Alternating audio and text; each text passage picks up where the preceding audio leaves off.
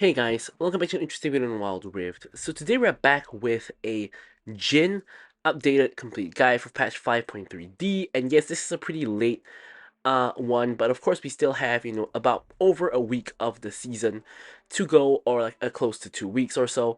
So, I still wanted to update, the Jhin build. Now, I'm not sure if I have the previous one here. Doesn't all right, I think this was the previous one that we built or something like that. It basically involved Stormrazor, and basically it was just because of the hype of Stormrazor being buffed in the form of being Hextech Stormrazor, and a lot of people, including myself, thought it was a good item on Jhin, which it is. However, Collector is still the superior item, so we're basically going back to this Collector build, and with the Boots of Dynamism as well. So without further ado, let me just go ahead and explain what's going on here. So basically, for your boots, you can either go for Boots of Dynamism, or you can go for Gluttonous Greaves, right? So Gluttonous Greaves is basically the more consistent option. You get a good amount of AD, 35 AD from the Gluttonous Greaves, as well as the 7% Omnivamp. So that's very useful because if you see in this build, you don't actually build any kind of lifesteal item. You don't have Bloodthirster, you don't have Shield Bow, you don't have any kind of form of lifesteal at all. The only one you're gonna get is Bloodline, so you could go for that Gluttonous Greaves if you want, but if you're against a very squishy team and if you can snowball in the early game, the best boots to go for is the Boots of Dynamism. It gives you 10 armor pen, which is going to help you, of course, snowball the game. And same goes with Collector, you get another 10 armor pen, so if you get some early game kills, you are going to snowball and start dealing a lot of damage, and then you can start to try to outscale the enemy team before they kind of can catch up to you. So of course you also get the crit and the AD. The Death and Taxes passive, not the most relevant on Jhin. But Collector gives you both crit and lethality, which is the main purpose of it here. Then you go for IE as a second item, and normally IE is a third item, but you have to consider that on Jhin, you can crit 100% of the time on your fourth shot, so the IE is going to make your fourth shot damage way higher, and also just give you a lot of AD. Then we have Blaster for the additional range. Now this is because by this time Jhin is going to be hitting very hard, and if you can get off a Blaster shot onto a squishy target, generally it's like half their health. Even worse if it's the fourth shot, it's going to do a lot more damage. And of course you also get the static shift kind of passive, and the attack speed is going to be converted into AD. Now, to no one's surprise, Maul Reminder is our last crit item for the Grievous Wounds as well as the armor penetration. And for your last item, it's basically going to be a defensive option. So here I have Maw. Now, Maw is generally the best choice because it gives you 55 AD, but you only want to go for it if there is heavy magic damage on the enemy team. You can go for something else like GA or, Sterix as well. And for the runes, you want to go for Fleet, of course, to get that bonus movement speed as well as that sustain for the lane as well. And then here you kind of have a choice. So let's see what the top Jhins are going. They're all going for Brutal, but I do think that it is viable to go for Gathering Storm and Triumph as well, considering that Jhin normally doesn't really proc Brutal very often. And then Giant Slayer to deal with the tanky targets, which Jhin always has a problem with, as well as Bloodline just for the healing, so that you actually have some kind of lifesteal in your build instead of completely none. And then we have Bone Plating for the defensive capabilities, and for the spells, we of course have Ghost as well as Flash. With Exhaust, can be taken when you're against a, team with a lot of assassins and backline dive. But with all that said, now let's move on to our gameplay. Alright, so now let's move on to talking about our gameplay. Of course, as usual, don't forget to like, comment, and subscribe. Any questions, queries, or remarks, feel free to leave them in the comments below, and I'll of course be sure to address them. So, generally when I play Jhin, if I have a choice, like I do here because I'm playing with a duo, I think that it's a lot better to play Jhin with an engager, because with someone to lock people down for you, you can just get off your damage more easily. You can follow up with your Deadly Flourish, your W as well. Whereas with an enchanter, it's not very useful because when Jhin gets buffed in terms of attack speed, it just converts to attack damage, which is still useful, but it's not as good as a hyper carry. So here, flash in to engage on the Nami. We're just unloading our clip onto Nami and 4-shot onto the Vayne. We actually get out-traded here, but with that stun onto Vayne, Vayne gets CC'd, and now we're able to trade back. However, you can see we're still obviously losing. Thankfully though, Vayne had already flashed away, so she can't flash to follow, and Nami decides not to flash auto-attack me, which I believe might have led to my death. So overall, not a good level 1 trade, which I thought that we would do better on the level 1 trade, but turns out to not really be the case.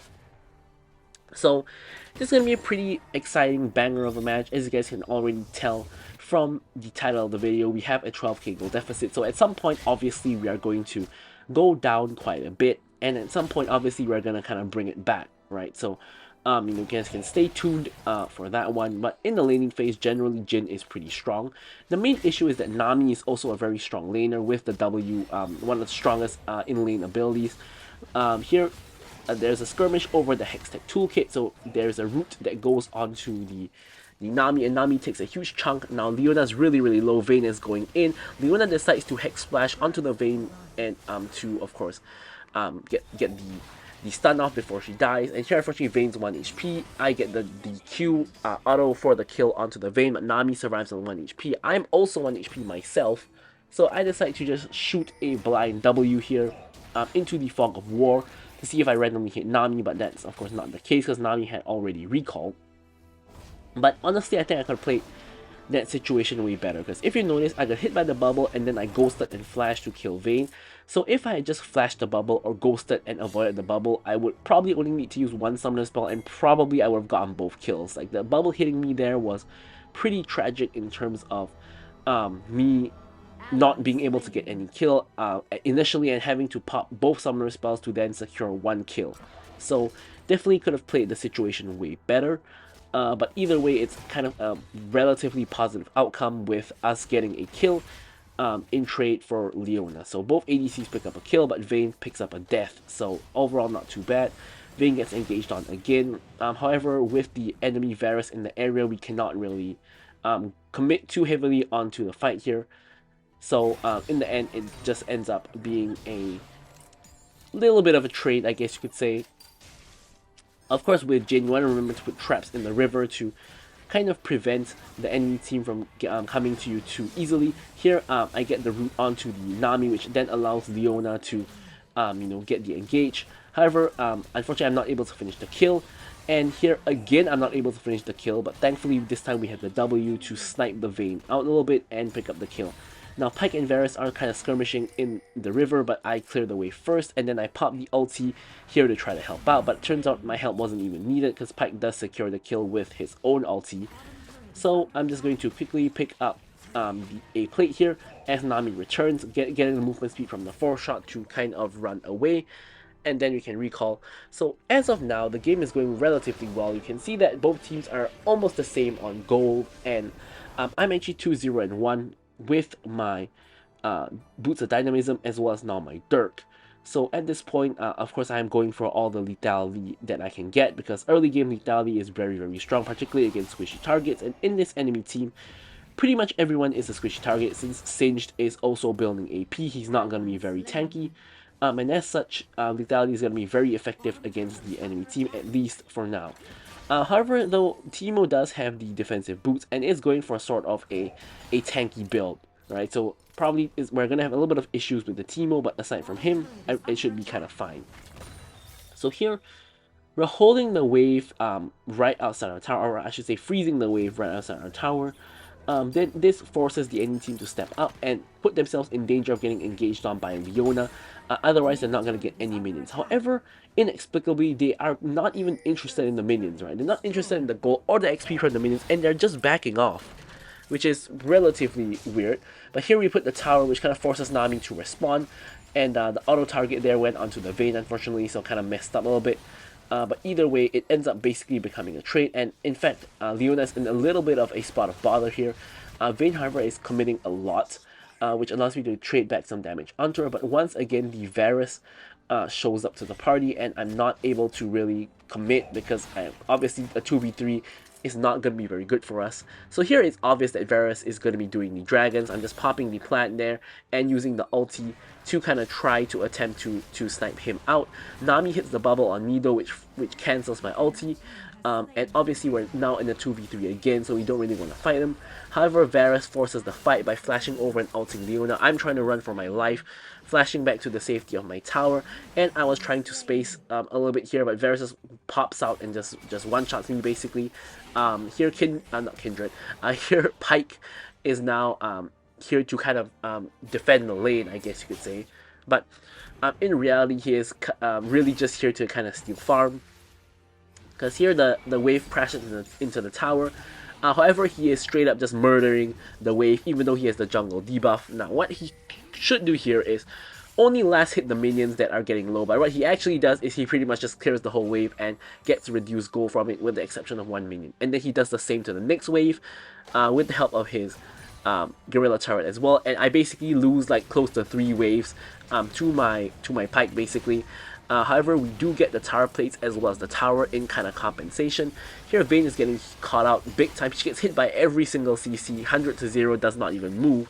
However, the problem is we overcommit to the fight here. I get hit by the bubble, Sin shows up and flings me back into the team, and I just die because everybody just shows up. And Leona goes down as well. Bran is now running for the hills. Gets blinded, goes back in and tries to trade, gets the Nami, but don't really think that's a worth it trade. Support for mid laner's life is probably not the way you want to go. At this point, Jax is a 2k gold behind the Teemo, and Teemo has kind of just left him there to knock on the tower, as Teemo is probably roaming or resetting at this point. And now Jax finds himself caught out as well. And here Singe has 5 kills and a huge shutdown, so I want to really kind of get this Singe's shutdown if I can. So here I get the Leona gets the ulti and I get the chain ZC, and then I'm prepping the 4th shot. Boom, we secure the 700 gold here, and we do obtain that Singe shutdown, which is huge. Now tower plates have only just fallen, but that only means the tower is squishier, so now we can unload on this tower and probably force it with 3 people here. Varus is now coming to defend with the Nami. We get the root onto the Varus, but of course can't really do very much about that. And here we are easily able to clear the wave. One of Jhin's biggest strength is the wave clear. He's one of the best wave clear ADCs, probably second only to Sivir, who's probably a better wave clearer, or definitely better wave clearer than Jhin. Now here I'm getting caught out a little bit by Teemo, I get blinded, so I'm gonna have to run a little bit away, and then I pop the ulti to try to blast people down. Like so, I get most of the shots onto Varus, but the whole team is there, and I'm kind of running away from the Singed. Here going to pop the plant just to get back my health. Singed is kind of on a weird kind of flank, but I pop the fleet onto him, and I'm trying to destroy the wave, but not in time. I get flung back into the team. I try to flash and ghost out.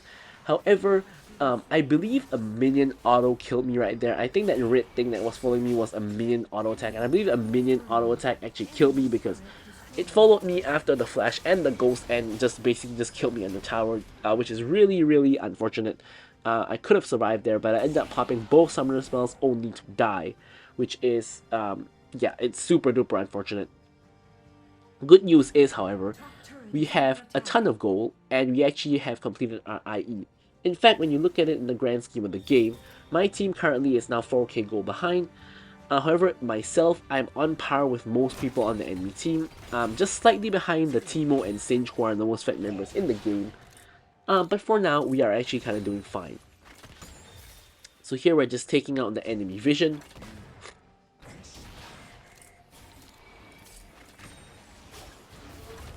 And now just clearing out the wave. The next dragon is going to be spawning momentarily. However, it's a little bit hard to contest because we can see that our team is not really winning team fights.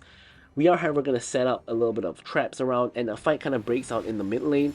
And here I'm just trying to maintain my distance and blast people down, running away from the Teemo, who's obviously going to blind me.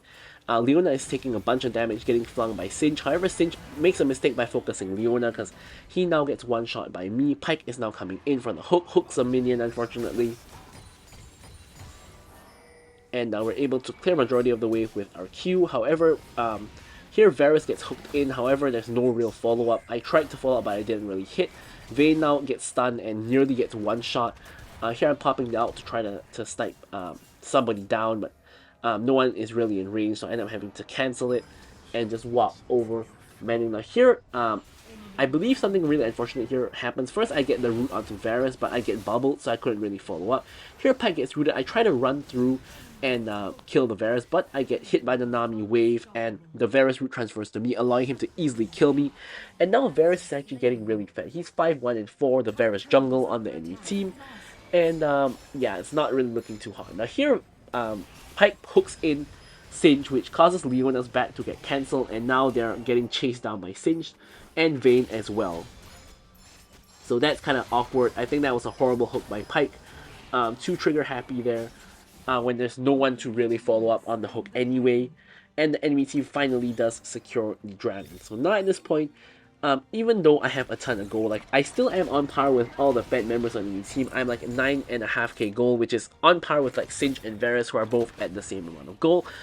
However, the main issue is that no one else on my team is even close, right? So now I'm 9.5k gold, Singe is at 10k, Varus is also at 9.5k, and Teemo is at 9k, which obviously collectively puts the enemy team at a 5k gold lead. But my team is not really catching up, because it's only really me that's fed, and I'm not really doing very, very well either. Now here, chain CC onto the Vayne. I'm able to kill her in like 2 autos pretty much, and we unload the 4th shot onto the Nami. I'm thinking we should back off, and I was right, because the whole enemy team shows up here 4v2 and just kills us. So overall, it's a 1-for-2 trade, which is pretty horrible, especially once again considering that I'm the most fed member of the team and I really need to play safe.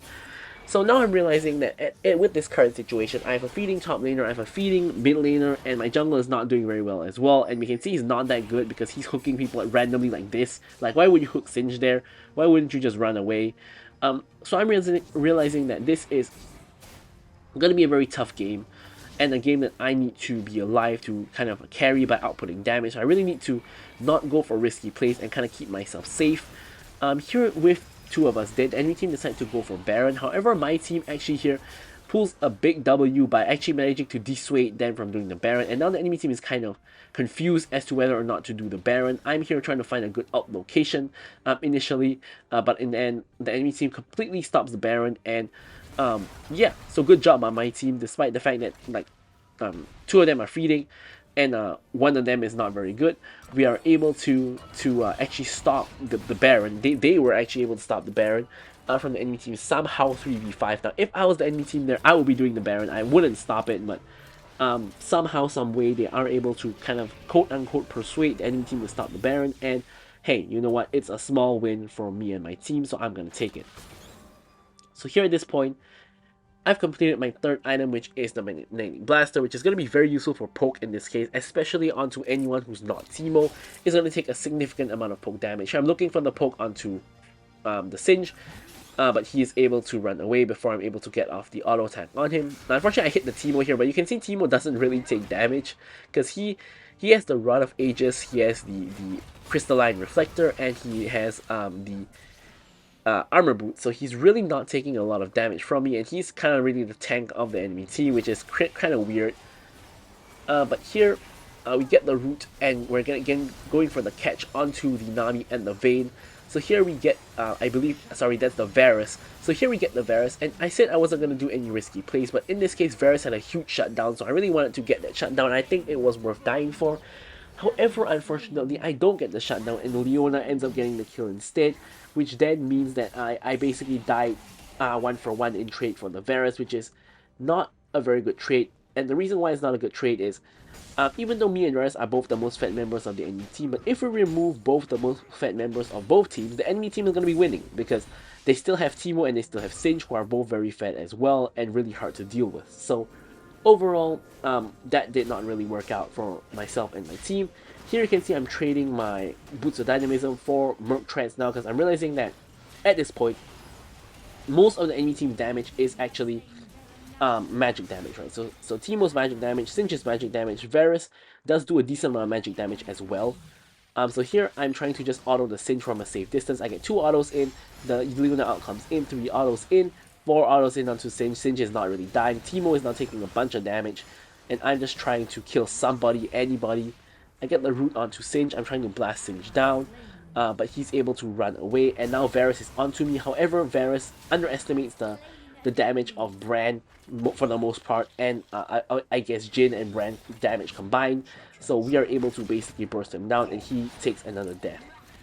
Now here I'm trying to farm it up, and here we're able to pick up whatever farm we can really get, and the final dragon is up, but the enemy team does have the T-Hex barreling down the lane. So here we pick up our QSS, and we're headed over into the dragon. Of course, the main reason for QSS here is Varus ult as well as Singe's fling.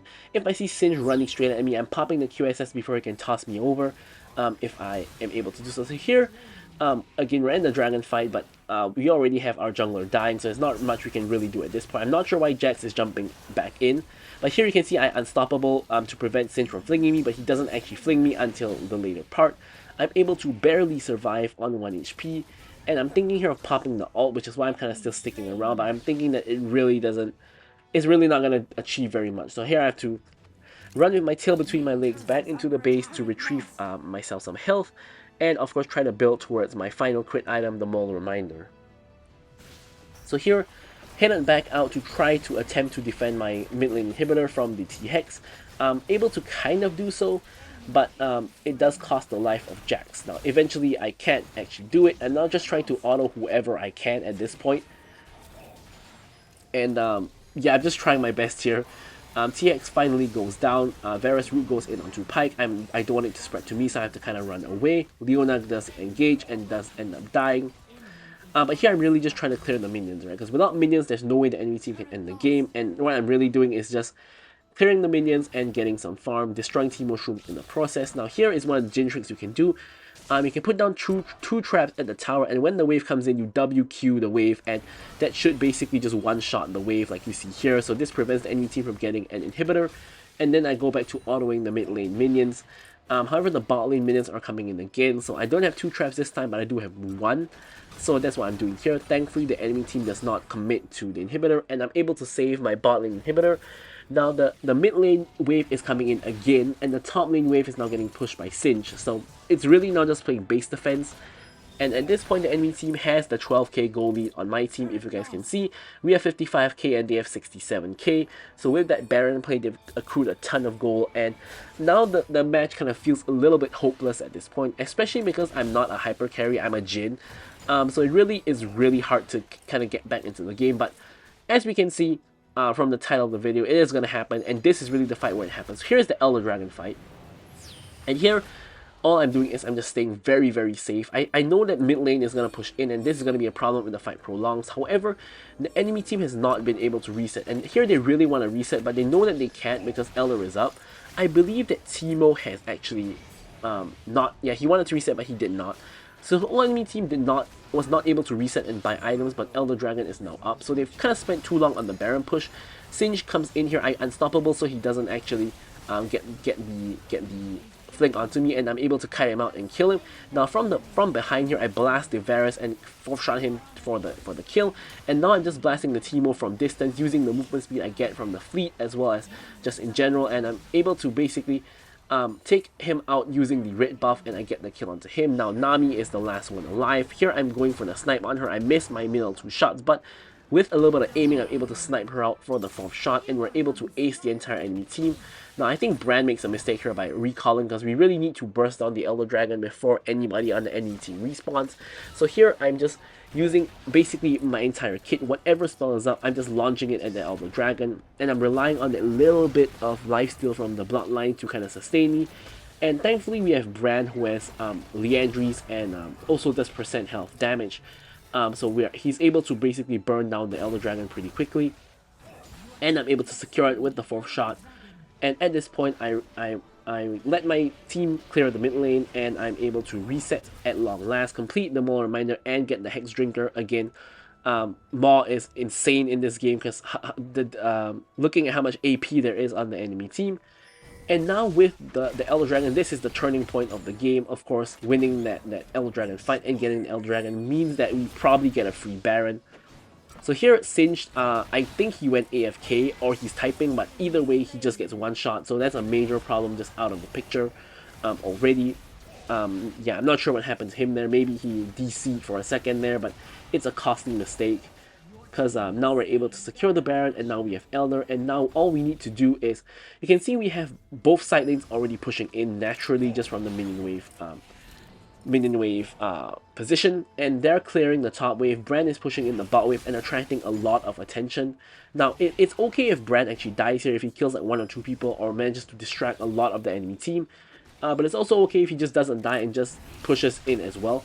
So now we have the TX pushing in on the mid lane, and we have Brand pushing in on one side lane. So now we have a 4-1 push, and Brand is taking the tower, forcing the enemy team to kind of respond to him or just lose towers for free. And in the meantime, we have the TX blasting down the mid lane using the ulti, and here I'm blasting them using my ulti as well, but the Varus ulti does go to me. I do go and pop the QSS again to release myself from all that CC. And here at this point we have the game pretty much won. We just need to focus the Nexus, but I'm getting hit by the Nexus tower shots as Varus randomly dies to my Elder Dragon. And here we just need to blast the base, but I'm just blasting whoever is in range of me basically. I'm trying to hit the base there, I get a shot onto the base, and the T-Hex ulti is able to pick up the eventual win for us. So there we have it, huge comeback, and I'm going to leave you guys with the stats as usual. Thank you guys so much for watching the video, and goodbye.